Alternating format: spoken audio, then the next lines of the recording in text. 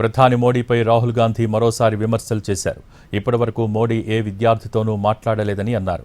విద్యార్థులను మోడీ క్షమించడం కాదు, మోడీనే క్షమాపణలు చెప్పాలన్నారు రాహుల్ గాంధీ.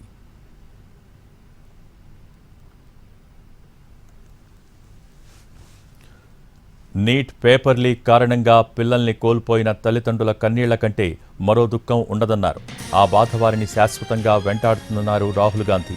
విద్యార్థులను క్షమించడం గురించి మాట్లాడుతున్న ప్రధాని మోడీ బిడ్డలను కోల్పోయిన ఒక్క కుటుంబాన్నైనా పరామర్శించారా అని నిలదీశారు. పేపర్ లీకులతో కలలు, జీవితాలను కోల్పోయిన వారిని ఎప్పుడైనా కలిశారా అని ప్రశ్నించారు. విద్యార్థులకు ప్రధాని మోడీ క్షమాపణ అవసరం లేదని, మోడీనే వారికి క్షమాపణ చెప్పాలని అన్నారు రాహుల్ గాంధీ.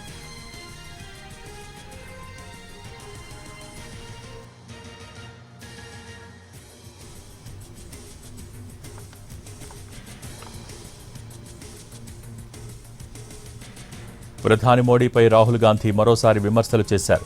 ఇప్పటివరకు మోడీ ఏ విద్యార్థితోనూ మాట్లాడలేదని అన్నారు. విద్యార్థులను మోడీ క్షమించడం కాదు, మోడీనే క్షమాపణలు చెప్పాలన్నారు రాహుల్ గాంధీ.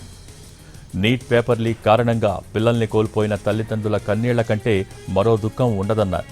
ఆ బాధ వారిని శాశ్వతంగా వెంటాడుతుందన్నారు రాహుల్ గాంధీ.